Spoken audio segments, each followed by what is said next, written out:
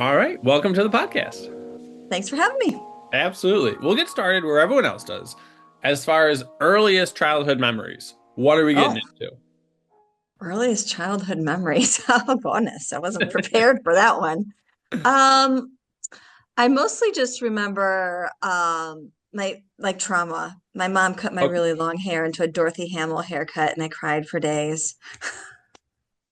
Started But off sh with trauma, like, oh, yeah, okay. All right, we but made she it. did make me the most amazing Wonder Woman costume for Halloween. That's Like it fantastic. was, this is back before you could buy costumes. You had to Yeah. make your own, and it was awesome. So she So, redeemed herself.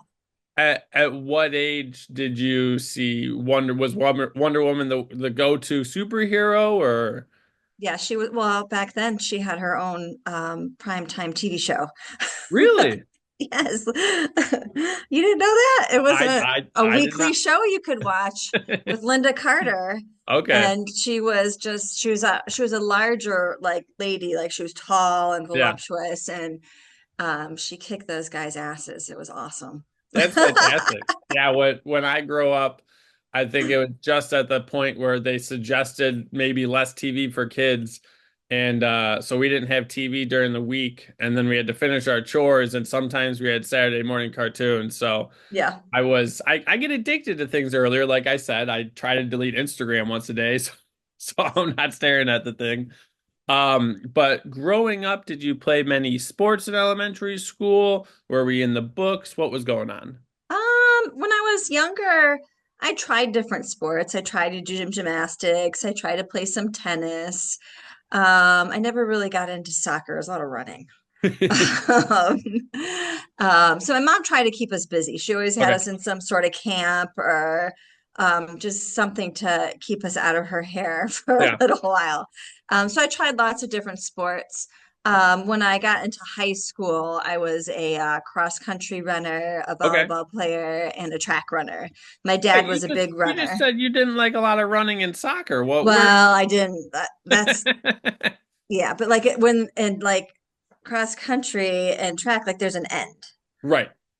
Like soccer That's is fair. just it's a lot of running just for a really long period of Yeah. time. So when around the middle school, high school area, were we just really enjoying sports? Did we like school? Did we like hanging out with friends? Well, my parents were divorced, so that was kind of like I think I had some like identity issues a little bit there with Yeah. just going back and forth. And I didn't have a whole lot of friends. I just had a couple of really close friends. I just felt like I just think like n not that, like divorce is terrible or anything, but it is hard on a kid when they're bouncing back and forth Right. between homes and homes. And then my parents didn't have a nice divorce. They were very unhappy with each other about it. Okay. So I think all of that really created a lot of insecurity and just I felt like I was floating all the time. I didn't really feel like I had a home base. Yeah. And so that was really tough. So sports were kind of like the one place where I felt comfortable in my own skin. Yeah. If you don't mind, at what age did your parents get divorced? I was in third grade, Okay. so what is that, like 9 or 10, something like Okay. that? Yeah. Was there ever a time that you kind of look internally and ever like thought it was you, or who were you able to talk to about the situation? Well, back then we didn't really talk about like mental health Right. much. That wasn't like that was a weakness back then.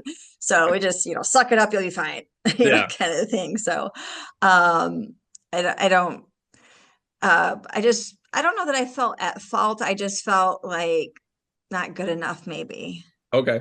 was, I guess, probably more the feeling. Like I just felt like I wasn't good enough for either of them. I remember one time I was like crying when I saw my aunt because I wasn't sure she was still my aunt anymore Oh, because okay. the parents got divorced. So Yeah. it was very significant. Both my sister and I, it was just tough times. It really kind of, and with that, my mom was a single mom now. I did see my dad every 2 weeks, and he did help a little bit financially, but she really was struggling to support us, and so we ended up moving. I think I changed elementary schools 8 times during Okay. elementary school, and that definitely had like a huge impact on my learning and understanding. So I didn't feel very smart because Yeah. every time, as I'm a teacher now, so now I can look back and say, every time we moved, we were in a different part in the curriculum and I'd missed stuff. And then we were a new part and I was trying to learn all the different stuff. So the constant moving really kind of had a negative effect on my learning and kind of I didn't think I was very smart. I thought I Yeah. was, I really was struggling.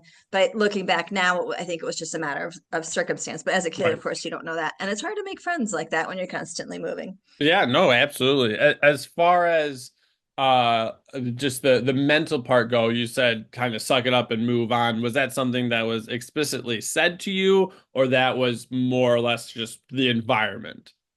I was probably more like it's particularly for my father. My father is very like, a very traditional, probably 1950s kind of dad, Yeah. where he went to work and he came home, put his feet up, and that was it. Yep. He'd show up at some sporting events and give you a little pat on the back, tell me you love me, and that was the extent of it, Yeah.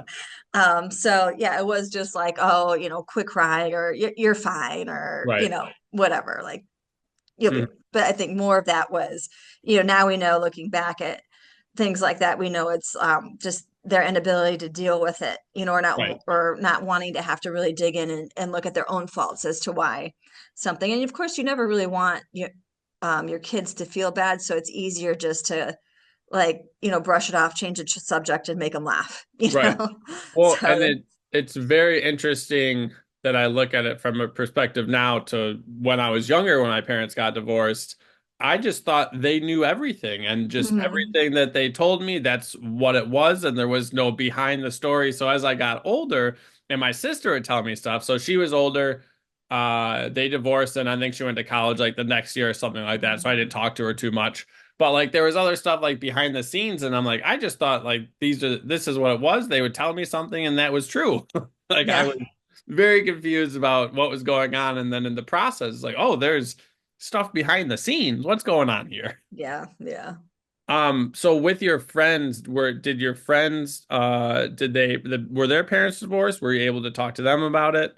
Yeah, we kind of commiserated together. Yeah, And then I think some of it too is like, we would kind of hang out together, but then you would look at these other, kids in our class that quote unquote had perfect families, where you saw there was a mom and a dad and the kids were the center of the attention. And like, I can remember going home with one of my friends one day and her mom had like fresh cookies made for us when we got out of school for like right, our study hour. And when I got home, there was a list of things I needed to do and dinner I needed to get started, So I was like, oh, we would just and then, now as an adult, that like those families aren't always perfect either, right, but they certainly seemed that way back then. So we would kind of bond together and kind of wish that we had more of a, nuclear family like that. right. For when you would get home, were there usually sports afterwards? Were you working really hard at school? What did that look like? I usually in high school I would have sports. Then I would walk home and do homework. I kind of bounced back and forth between my mom and my dad's house. It depended on which house I was at, who Yeah, I was mad with, and who I was living with at the moment. But and then I also in high school I got a job, so I also had worked also while I was okay, doing it. So for me, and I think probably still true today, I'm my happiest when I'm busy and don't have to really think about too much. Just try yeah. to keep everything really flowing and going. Hey, it helps. It helps. As far as the job goes, what were we doing? I was waiting tables in a diner, Coney Okay, Island up in Michigan. If you're in Michigan, you know what Coney Islands are. We okay. had Coney Islands Oh, everywhere. They were is owned by the is Greek families, and it was a chili dog, I was about to say, is that the Coney dog? I was like, I'd Coney always dog. see Yeah, it. but they were like one. When you grow up in Michigan, there were one in every corner. Like Really. they're everywhere. My Yeah, dad would always be like, "You want a Coney dog?" I'm like, one, I never like chili, and two, I just eat a plain hot dog. Like, what do you? well, No, Coney I don't dogs are want that. amazing. You know, a little chili, little onion, little mustard on there. So when you got your first paycheck and you started seeing some money come in, what were you doing with that? Gas. Actually, my boyfriend I had gone away to college, so he left me his car. Nice. So I got to use his car, and then I had to put gas and pay for the insurance in it, Yeah. and then of course just buying my own clothes. Like we were pretty lower middle class, I would Yeah. say, living in a upper middle class town. So Okay. that always felt like worse than it was, really Hmm. looking back. But everyone was always wearing, really nice clothes, and we were, thrifting Right. before it was cool. Yeah. You were just 20 years too early. You Really, would have I been was it. so, yes.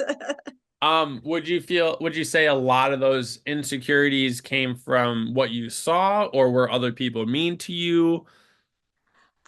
It was more like self-degradation, I think. I don't think a Yeah. lot of people were mean to me. I just assumed that I wasn't good enough to talk to them or good enough to be part of whatever they were. Yeah. It was definitely wasn't them. It was 100% all my own Yeah. insecurities for sure. Well, it's funny. I always ask people, and usually there's either one or two situations that stand out, or they had like one bully that they became best friends with later. But most of the situation is internally making assumptions. For you, would there have been something either confidence wise or something that changed that for you? No. I Well, got maybe if two. I I would got have two babies. Give me some let hope. me restate that. I think probably if I would have started the weight training earlier, because that's definitely it Gotcha. was the precipice that really started changing um my reflection of myself around probably some age also. But Okay. and when we were in school, I was in this gym class called Marine Fitness. Ooh. After everyone had to take freshman, gym, and we had to take swimming when I was in school. It was Lucky required you you. learned how to swim. Yeah, we had half a year gym, half a year swimming, and you Nice. had to pass swimming to graduate high school. That's incredible. Uh-huh. So all high schools in Michigan have swimming pools because it used to be like there was huge deaths because there's so many lakes, and so they made it a rule that Oh, all kids had to learn how to swim. hey, So big government coming in. I Thank know you. it was not bad. So then after that, one of the coaches said, "I think you'd be really good at marine fitness." So I ended up taking marine fitness every semester after my Yeah. freshman year, and it was basically the marine fitness tests that they did. Okay. It was like a series of sit-ups and push-ups and pull-ups and jumping and running. And I was one of two girls in it. The rest was all Yeah. guys.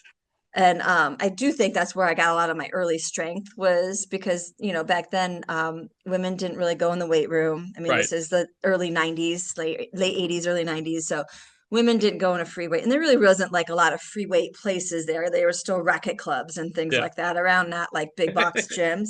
Right. I know I'm dating myself. Um, but I really liked this class because I was good at it. Like I could beat the guys and the That's stuff that fantastic. we were doing.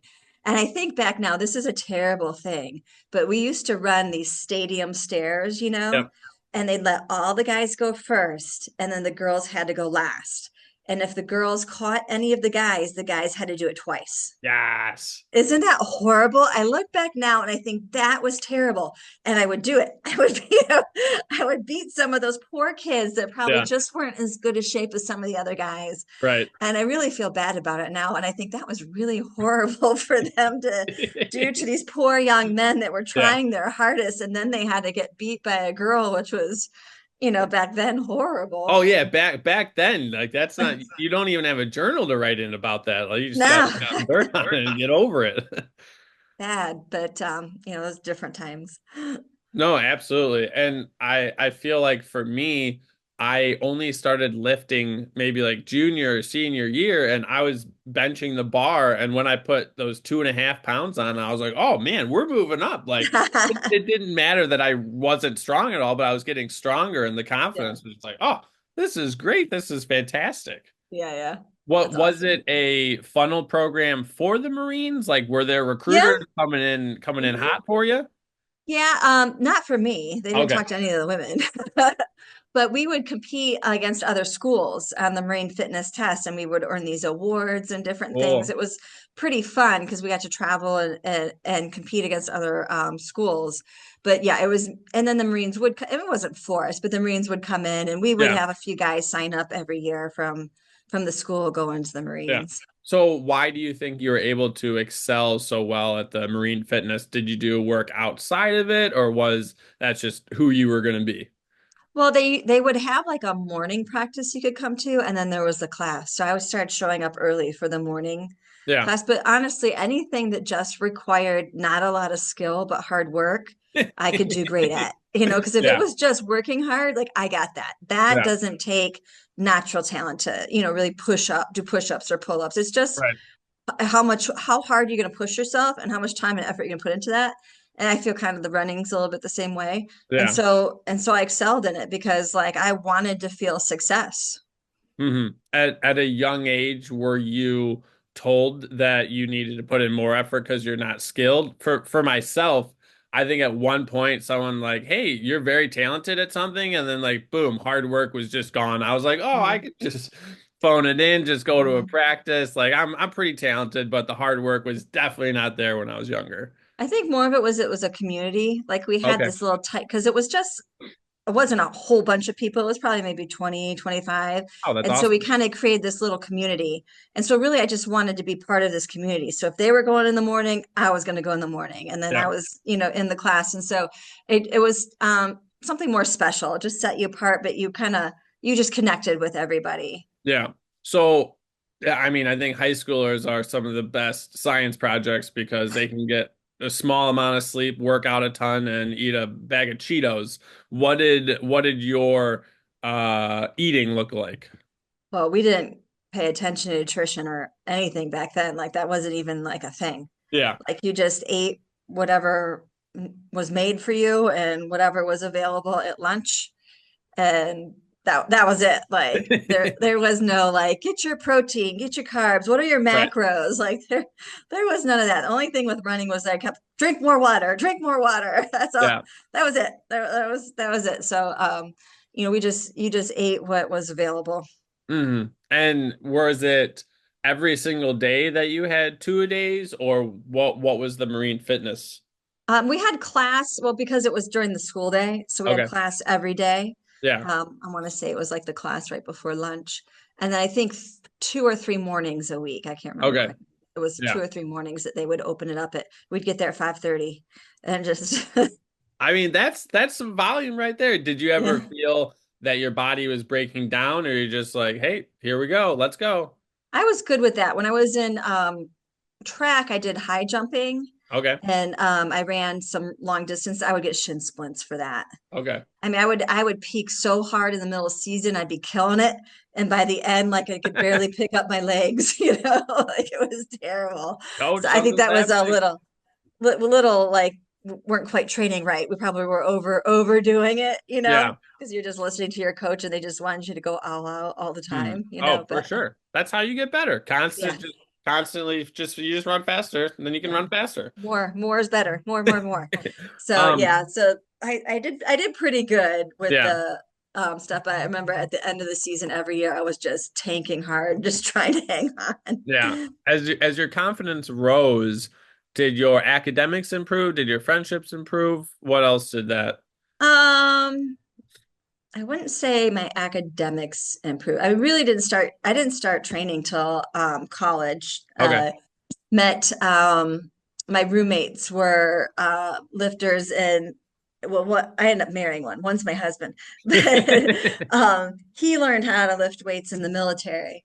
And when he got out, like I said, there really wasn't places to go lift free weights at other than like, a VFW hall or Yeah, a little racquetball club. So he and his buddies had put together their money to buy a gym set. love And it. back then you would go to like a dealer, and they would have floor models, and Hmm. then you would pick out which model you wanted, and then they would make it for you. Like there wasn't like you didn't just order things like because no one could afford to buy in bulk or Right. anything like that. So we they had like he had a bench and a squat rack and like a lap machine and some dumbbells. Yeah. And so they would work out. Like I moved in with these guys in high school or college, and they would work out at like 4 o'clock every day. And I'd hear them down there, and they would be like, "Jen, come down, lift with us." And I'm like, "Okay, I'm just gonna run my 5 miles. I'll see you later." Yeah. And eventually, I came down, and I was like, "This is awesome." They And gotcha. that's when I really started um feeling myself built up. Like I moved out of the house when I was 17. I'd Okay. graduated high school, I was 17, and I just knew that there was something better out there, that I knew I had to push myself do something. And so and I didn't have any money. I paid for everything myself. I had to work two jobs. Um, and I was scared to do it all, but I Yeah. knew I didn't want what was going on. Like I didn't want to go where everyone else was going. I needed to get out and do something. So even though I was scared shitless to like even talk to people, you know, I got a job, I found roommates, I paid for I applied to one college because that was the only one I could afford in my hometown. So I only Yeah. applied to that one college and got in. And I didn't do real well my freshman year. I think I had a trouble balancing everything, and I found enough friends to party too much the Hey, first hey, year. gotta try it out. Gotta try it I out. had to try it out. But then after that, I started lifting hard, and I just had this epiphany moment where I was like, if you want to be somebody, you have got to turn this shit around. Yeah. Like I worked at a really nice steakhouse, and a lot of the servers there that was their full-time job. Like that was their Really? lifelong job was, you know, waiting tables. We made pretty good money. Yeah. Because it was like a high-end place and we had to know all about the wines and the Yeah. meats and all that sort of stuff. But I remember like we were at this party one night and I looked around and I was like, I don't want this to be it. Like Right. I don't want my life. Not that there was anything wrong with it, but I wouldn't have been happy doing it. Like I didn't really enjoy the job, Yeah. I was trying to make money. So that it was like that moment I looked around, it was like, like in the movies where everything stops and everyone freezes and you just kind of look around and I'm like, what am I doing? You know? And at that moment, that's it. I started working out hard. I stopped going to the parties. I really focused on my studies. And I did have to get like some tutoring and help because there were some definite gaps Yeah. in in my education that I had to sort of overcome. But it ended up taking me 5.5 years to get my bachelor's degree. Yeah. But So how do you have the epiphany, but how do you execute on that? Do you have a journal, a list of goals and how to act on them, or are you just like whatever pops up, I know I got to do it? Like how did that work for you? it was more just like I was skipping class. So I'm like going to class. Okay. I found out that I work way better and still to this day, I work great in mornings. I work Yeah. terrible in afternoons. Like I'm focused, I'm motivated, I can get stuff done in the morning. So I would just start waking up early and start doing everything in the morning because I could just zone in and like I was in it. Yeah. And then, of course, usually at the night, you're tired anyway. Even by mid-afternoon, I'm like, so I just found started working, trying different things and finding out what worked for me. Like I loved having some of it is just even setting up your space, like getting up, having your warm cup of coffee, and then setting a goal. I'm going to get this done by this time, then I'm going to take a shower, and I'm going to get this done by this time, then I'm going to take a break. So, because I find out, work good in short segments. So, Yeah. I mean, a lot of it's just finding out, and it's the same thing with powerlifting or weight training. You have to find out what works for you, right? Right. Everyone wants this magic, like this is how you do it, and you will bench press 1,000,000 pounds. But everybody's different. Your body's made up different. Everyone's different leverages, different strengths, different insertions of how their femur hits into their hips. Yeah. All of it's different. And you have to find out, like, and experiment and trial and error till you find out what works for you. Right. And so basically, I just started that process, starting with school, with work, I've never been real organized, so it's getting organized, using tools to help you stay organized. I have a terrible memory, so I know that I've got to like set up alarms and Right. plan things out. And so once I started trying that and being successful, success is like addictive. Mhm. Once you get it, then you want more and more and more, and then you start working harder and harder and harder. So it was like that platform that set me off on this positive trajectory. So would you say that your motivation was at an all-time high? Because if you're having to try a bunch of different things, you're going to fail a bunch, but you're going to be moving past it and doing other things. Do you feel like there was a type of discipline that just got instilled quickly? Where would you put more of your I eggs would on? say I'm always a pretty disciplined person. Okay. I like the feeling of accomplished something, whether it's folding a load of laundry or whatever. So I always had the discipline. It was focusing on the goal at the end, like, where do you want to be Gotcha. in the next few years? Like, how are you going to get there? And I needed help too. I had to employ a tutor and have people check my papers. But that also made me feel more confident knowing that I Yeah. had other people along with me helping me do this, and they Yeah. were, double checking, and it was learning how to study and, all that sort of stuff. So I just think like it was just that moment where I decided like where I wanted my path to go, where I wanted my life to be, and Yeah. what it was going to take to get there. And it took a long time, Right. So first we need epiphany and then Yeah. the ability to know what we're working towards, and then you're just gonna get there. We're not stopping. Yeah, like I did. I mean, literally, I could only take 3 classes at a time because I was working 2 jobs, so, Oh, and I was going year round too. I was taking okay. spring and summer. So that it really made it take a lot longer. But when I finished, I had no debt. I paid everything. So Hey, that's that pretty was good. nice. What was your other job? It was just waiting tables. I worked the lunch shift and the dinner shift. Oh, wow. I'd work them both.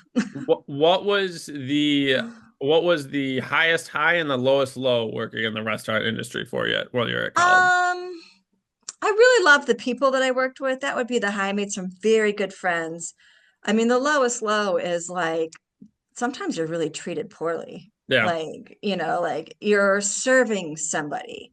So I really hated that part of that. I was lesser because I was serving them and they felt like they could talk down to me because of that. That I couldn't wait to get out of that job for that. But I mean, honestly, when you're in college, like that's the one job you can really make money at. Yeah. So you have to eat a lot of shit. You have to smile at assholes when they, are Yeah. just mean to you. Like that was the hardest part. And you're working really late hours. I was Yeah. working till, our place I worked at had a bar. So sometimes I was bartending, sometimes I was waiting Yeah. tables. And so you're working till 2 in the morning, Woo. and then you're cleaning. Yeah. So it was a hard job. Yeah. It's physically hard. Um, but at the same time, like I really loved the people I worked with. Like, Mhm. when we have that horrible customer, we go back there and complain about them and make fun of them. And, Yeah. we never spit in anyone's food. But I did run out a few shitty tips back to them and told them that they needed it more than I did. Oh, yes, that's fantastic. The treating a server poorly is a very interesting thing to me because like when I grew up, first off, we didn't go out a lot because I would stare too much at the TVs. Um, but I would always be like afraid to bring something back or say like it was wrong or like like that's where I was on the spectrum. And then I think it was very later on I saw someone that was rude to the waiter. I was like, what's going like it's a person. Like they're no Yeah, different than the person sitting next to you. What's going on here? It's very right, interesting. right, yeah. So when we're going through college, what was your major and did you have an idea of what you wanted to do afterwards that the degree was going to help you with? Mm. Well, I started in physical therapy because Right? I don't know why people say this, but whenever you're good in sports, they're like, "Oh, you should be a physical therapist," And so I was like, "Okay, I'll try Yeah. that," So I did the classes, and at the end, physical therapy school was really hard to get into. It was almost as hard to get into med school. So that Wow. should have been the first like warning for me Yeah. because I'm a good student, not an amazing student. But one thing I loved about our school, I went to Oakland University in Rochester Hills, Michigan, Okay. and they made us do a volunteer segment before we could even apply to the physical therapy program. And so I volunteered in the physical therapy department at a hospital my aunt worked at, and I hated it. Like it was not like people coming back and saying, "Oh, you fixed me. You're amazing." You're making people do things that hurt Yeah. and they hate you for it, and you're never really long enough to see like Right. the recovery in its full effect, and we had like burn patients, and Ooh. I didn't do well in the hospital setting. I don't do great with blood. There's a lot of times I spent with my head between my knees in the bathroom just trying not to pass out. um, and so that was like I was like, yeah, this is not, Yeah. I don't like this. And so I was talking with my mom, and the other thing that I loved is my dad got married after they got divorced, and he had kids afterwards. Okay. And so I had half siblings that were about 10 years younger than I was, 10 or 12, and I loved them. Okay. I loved spending time with them. I would take them to parks. I would, I just loved them so much. I loved spending time with them. Yeah. So my mom was, what about being a teacher? You love being with your, brother and sister. And in Michigan, teachers made good money. Yeah. It was respected at that point. It was very respected, and the teachers made, I mean, good money, not like, get rich money, but enough money that you can live a nice middle class, Yeah. life. So I was like, I think that's good, and so then again, I worked in a daycare for a while because you needed time with kids before you could Okay. apply to the school. And my school was known for having an excellent education program. And so once I got into that, I really loved school because it That's was great. all stuff that was applicable to what I wanted to do, and I really enjoyed it. Hmm. That's So we did fantastic. that. And So then we as moved down to North Carolina where they don't make any money at all. oh no. So to quickly summarize your lifting career in college, what was your strategy? What were your goals? Were we just lifting a lot? What are we looking at there?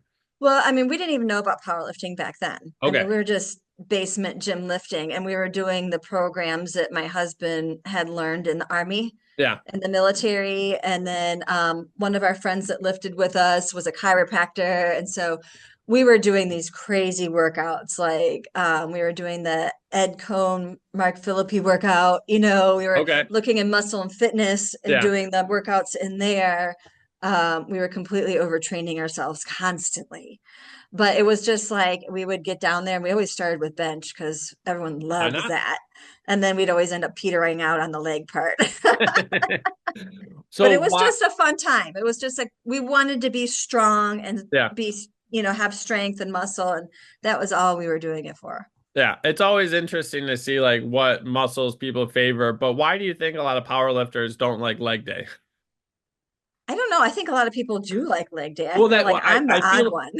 I feel like now for sure a lot of Yeah. people do enjoy legs. It's not as sexy as bench or Yeah. those lifts and whatnot, but I feel that Bulgarian split squats and all those things are being They suck. highlighted a lot more now these days. I feel like squats are just like, gosh, there's so much effort, the weight on your bar, and there's the down and the up. At least bench, you get to lay down and do it. Hey, absolutely, absolutely. Um, Yeah. so we're just hitting what the husband's suggesting and then Yeah. moving off those Yeah. We're programs. just So doing random stuff constantly. love it. So when we're moving to North Carolina, with North or South? Going to North Carolina. When you're going to North Carolina, is that for the husband's job? Is that for what are we moving there for? Well, I was tired of the weather up in Okay, Detroit. fair. So I told him, I'm like, we weren't married then, we were just dating, but it was like, and I think there's still some like a sense of accomplishment when you move past where you grew up. Where we grew up was a wonderful place, but I felt like I needed to move somewhere else to have made it. Yeah. You know what I mean? Like I needed to get out.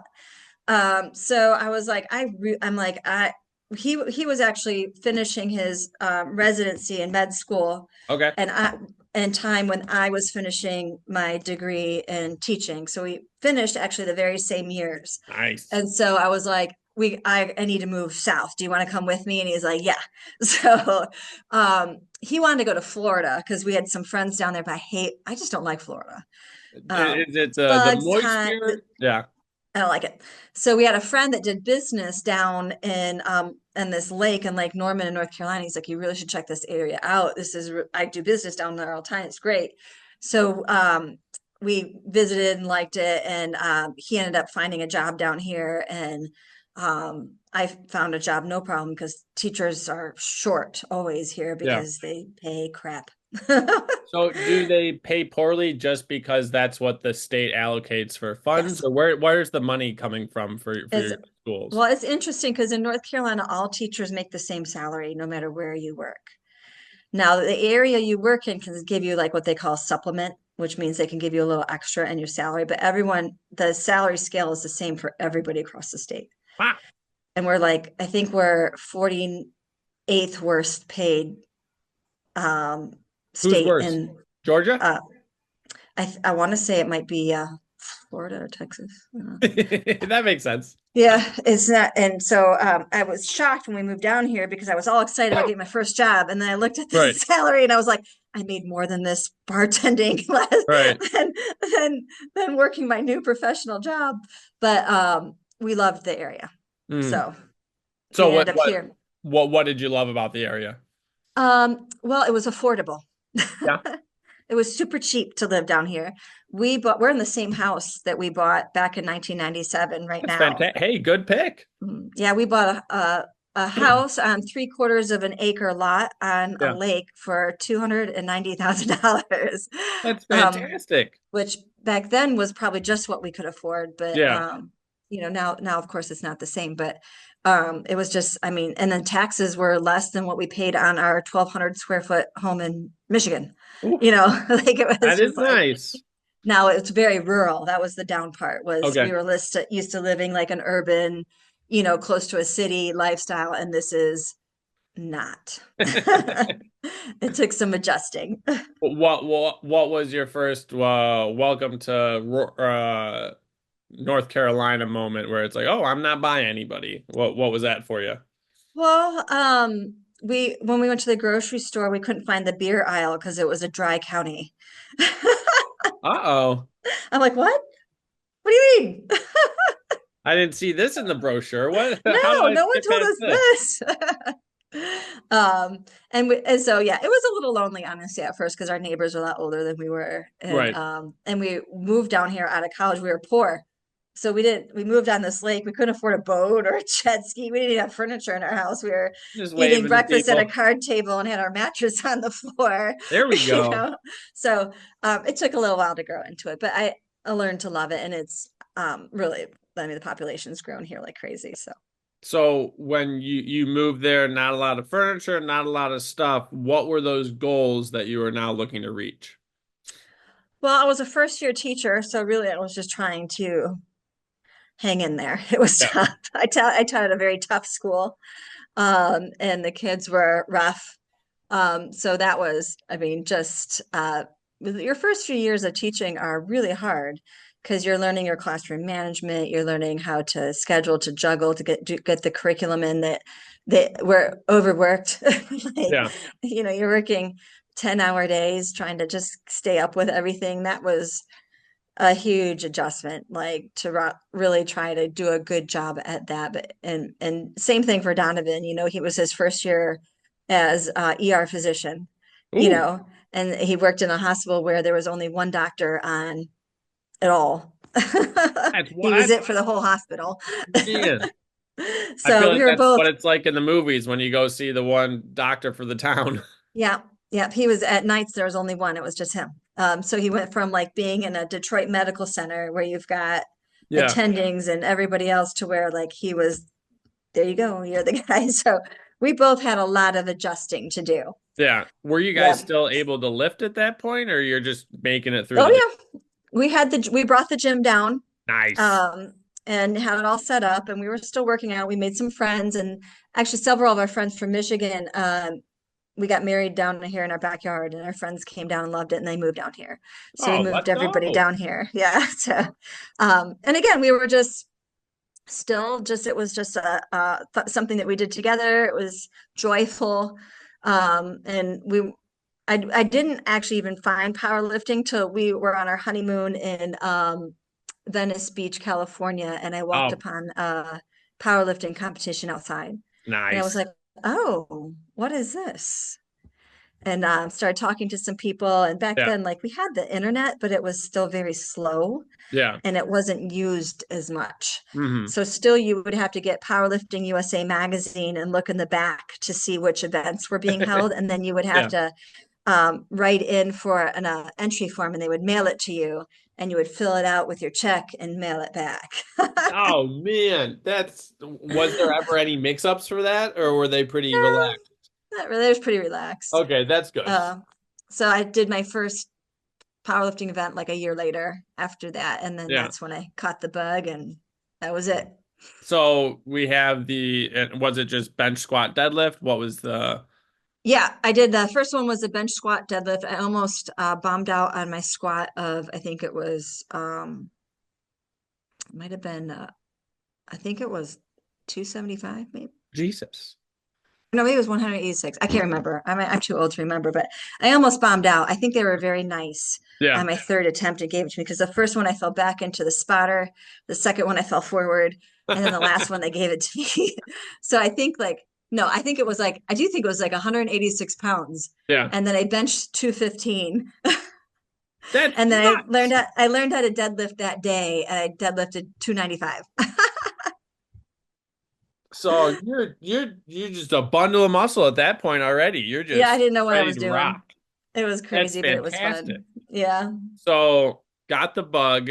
Did training change due to either magazines or goals? What was Yeah, well, we just started talking to, again, the internet wasn't huge yet. There was right? no YouTube.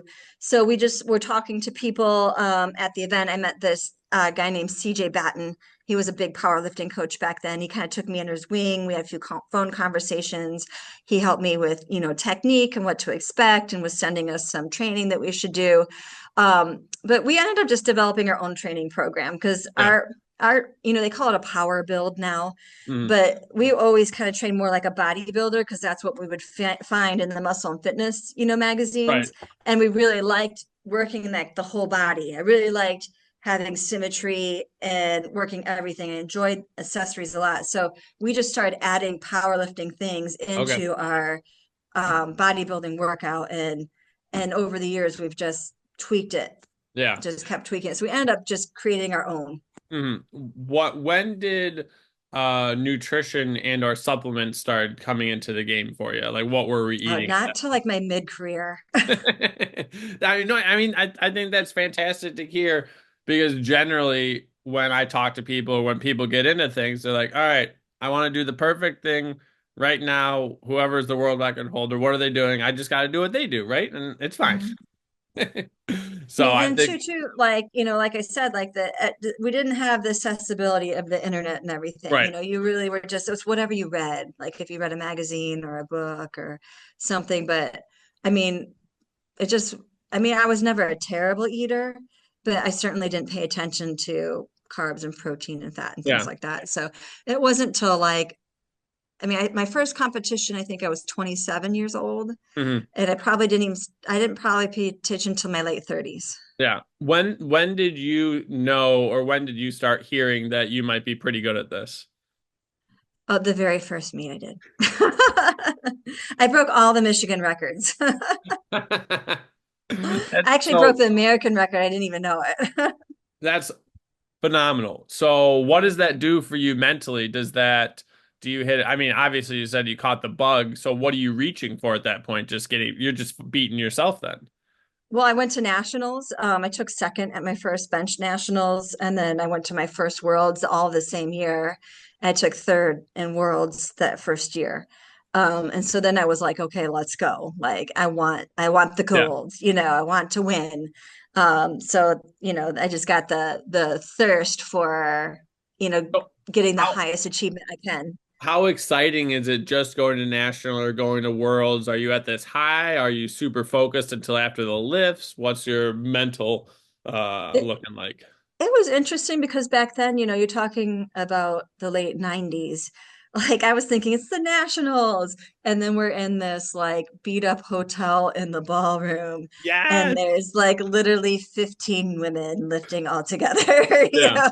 I'm like, this is the Nationals, Like I was like, what the hell?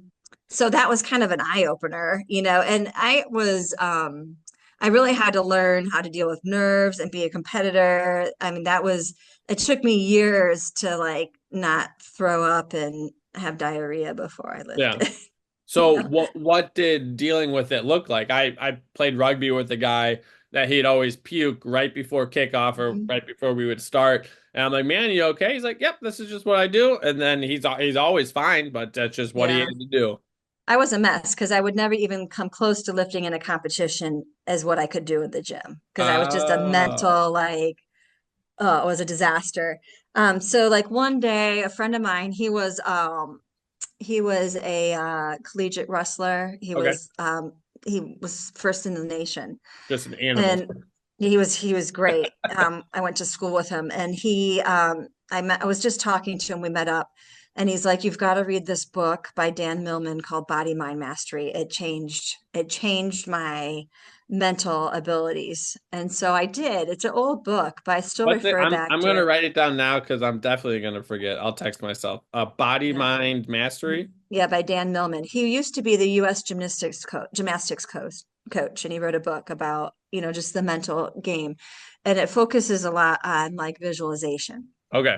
And so I started like when I was walking the dogs, I would start walking through my workouts, and and then I would put myself on the competition stage, and I would walk myself from all the way from when they called my name to bars loaded, and I basically did a competition every day I walked my dogs.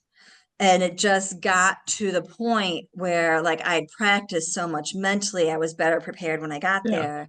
And then I had to figure out something to do with my nerves. And so Mm, that's why like when I get out there, I'll give a few shouts, because I just feel like when I go like, let's go, come on, that clears all the static in my brain. yeah. Like it moves it all out of the way, and my nerves are gone, and I'm on my mission, and I go.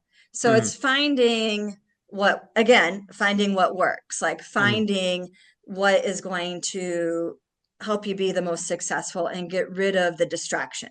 Yeah. That's so exciting. Do you go home and tell your husband like, "Hey, it worked. Like I've been working on this," and you just get super excited. I love when that stuff happens. Yeah. I mean, it took a while. Like it Yeah. wasn't like, like that, but it gradually got better to where now I know there's several competitions I won just because I was mentally tougher than my opponent. I don't know that I was Really. stronger that day, but I was definitely mentally tougher, and I made better number calls and riskier moves that put them off their game, and I won. So I kind of know how it works for just like Olympic lifting and powerlifting, but what's the strategies that you employ at those lifts that you said work to your advantage? Well, so you get three lifts, right? Yep. So there's kind of some rules of thumb. Like usually your first lift is something you can triple, because you don't want to like waste your energy. You want to show the referees that you understand the rules, that you're solid. And then usually your second lift is maybe, 90 to 95% of what your max lift is. So you want to Yeah. get a good solid second one in case you miss that third. And then your third is like, how risky do you want to go? Hmm. And a lot of that for me is just how well I'm feeling that day. Like if the weight's moving fast and I'm feeling snappy, I'm going for it.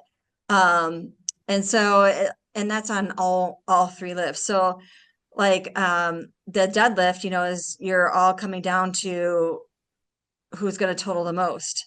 Right. So that's where you can really make some like risky moves. Like I'll open up super light on my deadlift, like so much that I'm in like last place. Yeah. And then I'll do a near max lift on my second. Okay. And that will put me all the way up to the top. Right. And then I'll put in a massive third attempt. And everyone's got to go, do I want to try to beat her, or do I want to go for second or third? Interesting. Okay. And in powerlifting, your third deadlift, you can change twice. Oh, so you can just throw up a number to the Yeah. judge and then in 15, half an hour, you'll And be like, then "Oh, if I'm everyone gonna." puts theirs in, I can drop it down as long as it hasn't been lifted yet. I can go down, I can go up. So there's a lot of mind games you can play with it. Interesting. Did Yeah. that ever happen to you? Like, oh shit, like I thought I was gonna have to go a lot higher, and but then some lady pulled a move on you. They do. Sometimes it works, sometimes it doesn't. Like, Okay. you're watching them to see, do they really have that number? And so you are just kind of being like, I think she got it, or I don't think she's got it. I'm just Yeah. going to play my game, or I think she's got it. I'm going to go over her. So it's a lot of guessing, So but it's it's kind of fun. so it's really who it's not like, oh, so and so is just stronger. It's who shows up that day and who can lift the most weight that day. Yeah. It's like, well, who's going to have that weight today? And then who has, I guess, better strategy at it also. Yeah. Now you mentioned show the judges that you know the rules. What do you mean by that? So, like for squats, the biggest thing you're going to get called on is squat depth, right? Okay. So if your first one's really deep, when you come up the second time, referees are probably not going to be like, is she going to get it? They're like, oh, she's Gotcha. good. She nailed that first one. I'm Okay. sure she'll have this one, Okay. so, and I'm a referee, so it's just natural. Like if you got a guy that like is was high the first time, you're like, Yeah. okay, what's coming out the second You're time here? eyeballing Am I it. gonna have to Okay. call him high again? Or they barely got it, so you're watching, knowing that that's their, you're but Yeah. if it's someone that's like ass to the grass, you're like, you're just not as Gotcha. critical. Okay. And then what's the format of the lifts? Does it go bench, squat, deadlift, or what's the You go squat, bench, deadlift. squat, bench, deadlift? Okay. Yeah, so you get a little bit of break on your legs with the bench Yeah. before you hit the deadlifts. Yeah. And how long do meets usually take? Depends on where you're at. Like a local meet could take, up to 5 hours. But if you're at like For a high nine level, lifts? like, huh?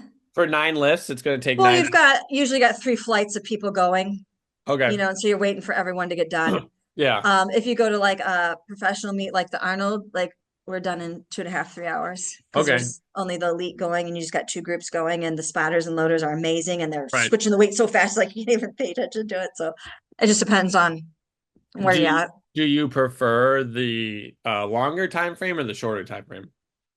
Oh, I would rather have more rest. Okay. So that amount of rest does improve. Okay. Sure.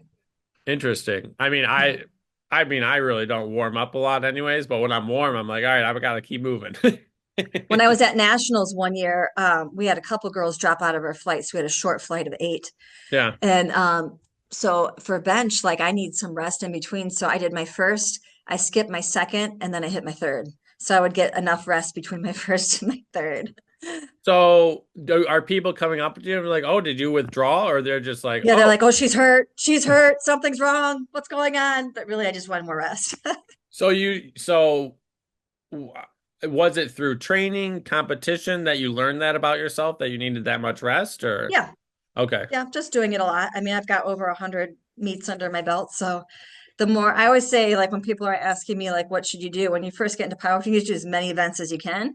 Right. Like, not necessarily like train them all the way up, but just get the experience in because Yeah. every time you do it, you learn something about yourself and how you react and how you do things better and what kind of food you should eat and how you should prep. And it just in the beginning, the experience is priceless. Yeah. Was there any piece of technology or any piece of equipment that really changed your training, or it was mostly just hard work? Well, it's hard work, but it's also like we're always messing with things. Like, Yeah. we're always trying new exercises, trying different rep schemes. Um, I think we're always evolving, and I think that's important. Yeah. No, absolutely. As far as schooling goes, did you always still stay as a teacher? Did you focus full time on lifting? You've been doing this while teaching the whole time? Yeah, well, right. Once we have two boys, so and they're old now, they're 19 and 21. But when we had kids, I went to part-time. Okay. So I've been teaching half days Yeah. for quite a few years now. I really like it.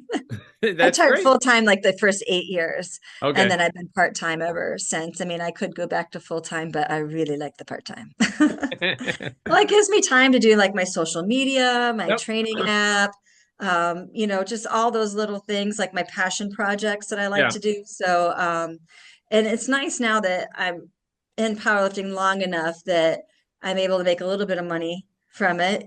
So, Yeah. I have my real job that gives me insurance and stuff, but Right. then half of the day I can do this other thing that I really love to do that also brings in a little bit of income. So it's the best of both worlds, really. So when did you find out that you could start actually making money from this thing that you were very good at? Well, I mean, you couldn't make any money in powerlifting till, I mean, social media hit Okay. and we started getting some, we were in the Arnold, we started getting some big sponsors. So, I mean, really, it's only probably been, um, I don't know, probably the last 7 years, maybe, that we have prize money for winning events. And then, Okay. I'm doing some extra things also, paid sponsors, things like that. But, it always cracks me up because, I've won worlds 11 times. I have over 70 world records. And I can just now, get paid Right. sponsors. Well, I I mean, mean, you really have to have either a gigantic social media following to get yeah. sponsors, and Yeah. that doesn't you don't necessarily have to be a winner for that to happen. Right. Well, my wife is a full-time influencer, so Yeah, That having a large following does help, but certainly. it's interesting because 70 records and 11 worlds, I feel like if the supplement company is like, "Hey, I'm going to get behind this person, we can up the up whatever it is and it will go well." So it's interesting how those things happen. Yeah, yeah. So, but I mean, I do have like some people that like, they won their first state championship and they're like, where can I get my sponsors? And I'm like, I wish it was that easy. I wish for you that it was that easy. Yeah. But it's just not. Powerlifting still is not a mainstream sport. It's a Yeah. niche sport. I think we're growing all the time, but So yeah, what do you think it is about powerlifting that doesn't make it mainstream? I just think like it's fractured with so many organizations, Okay. and we don't have the media marketing that we need to propel it forward for where it needs to go. I think it's something that people would enjoy in getting behind because it's something that anyone could go do. As people understand it. Right. It's something you can see in a gym anytime, but it needs to be presented in a good, interesting light. And I think with USA Powerlifting, we're doing a pretty good job with the live streaming and the commentators and the follow up and following different athletes into and trying to get people to invest in it more. But I don't think they have the budget to really Yeah. Well, get it's it to where it needs to interesting. go. I had the president of the enhanced games on, so the guy that's going to legalize doping for the Olympics events. But he's going to have to, I think everyone has to pass a physical to show that they don't have any heart arrhythmia, which is a big problem with Olympians. Oh, yeah, I would think so. But he has the backings of billionaires, and like I'm Wow. watching his social media and I'm watching his stuff, and I'm like, what do we got going on here, guys? So I think it's organizations are tough, and the grassroots stuff is pretty good. Is that your home gym? Yeah, that's my whole gym. It's 4 o'clock, so it's training time. So Oh, everyone's absolutely. um everyone's starting to show up here. And Well, it the was dogs. lovely to have you on. I'll finish up with the last two questions. Okay. What's your definition of health? Not necessarily the dictionary definition, but what is health to you? Huh. I guess, I mean, health to me is being physically able to do life. Yeah, Anything you would want to do in life. I really love that, like, I love hiking, I love biking, I love water skiing, I love all sorts of sports. So, having a body healthy enough to do recreational things, just life. If I want to hike up a mountain, I can go do that. yeah, And I think more is like the feel, like you wake up and you feel energized and your body feels good. yeah.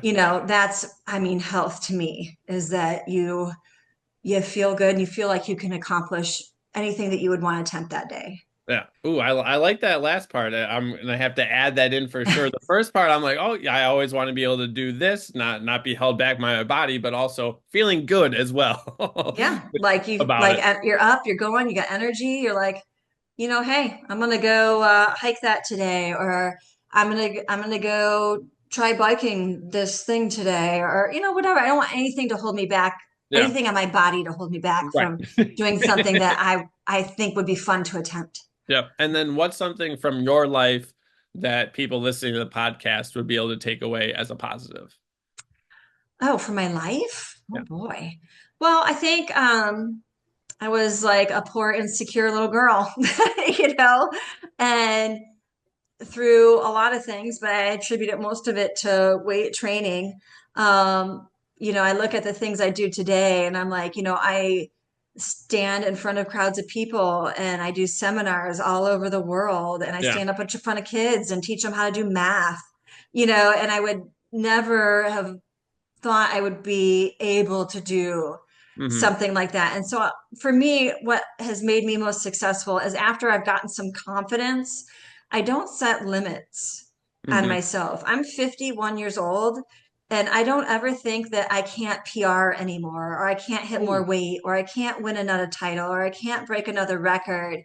That's not in my my brain makeup. I don't Yeah. think you should limit yourself mentally. You know what I Mm. mean? I don't think you should put barriers on yourself and say, "Oh, I could never do that," or "I Yeah. can't do that," because once you do that, you're setting yourself in this box that you can't get out of. So I think one of the reasons I've been in this for so long and successful for so long is I don't limit what I think I'm capable of. Hmm.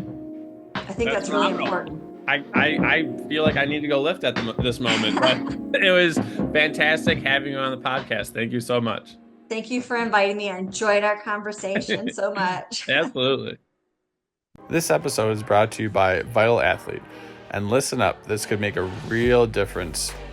I've been using Vital Athlete Freeze Roll On for the last 6 months. I stopped using regular painkillers about 10 years ago because of the negative side effects on your liver and kidneys.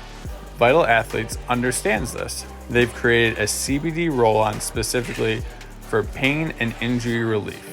Their Freeze Roll-On gives you fast-acting relief right where you need it, so you can keep going. If you care about getting the most out of every workout, then Vital Athlete is for you.